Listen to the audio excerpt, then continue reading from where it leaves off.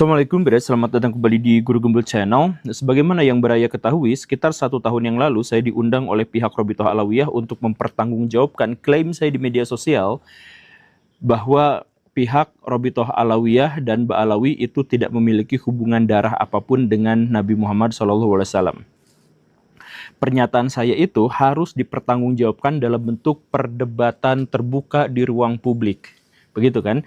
Dan seperti yang Baraya ketahui pula bahwa sayalah satu-satunya orang yang datang ke sana mewakili orang yang menentang.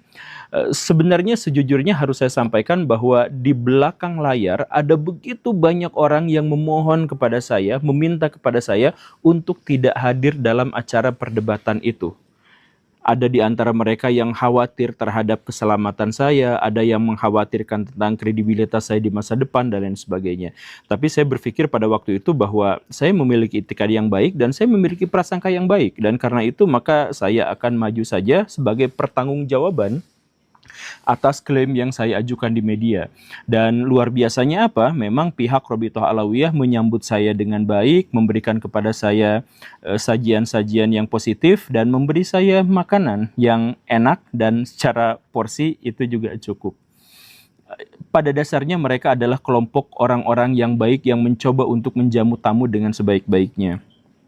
Nah, tetapi yang saya sayangkan adalah bahwa ternyata pihak Robitoh Alawiyah itu tidak memiliki kekuatan dan kekuasaan untuk mengontrol oknum-oknum dan pihak-pihak Ba'alawi secara keseluruhan. Sehingga setelah perdebatan itu terjadi, framing terhadap saya itu langsung banjir, begitu penuh, begitu intensif.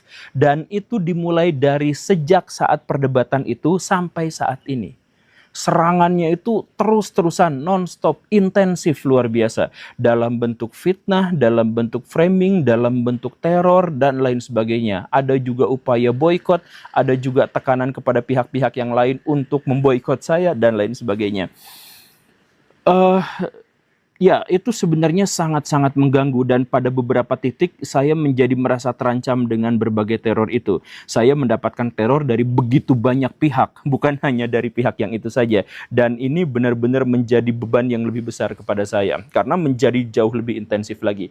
Maka kemarin ketika Kang Ferry Irwandi ngajak saya untuk berbicara di ruang media sosial terbuka, karena sebelumnya kita berbicara biasa di WA gitu ya.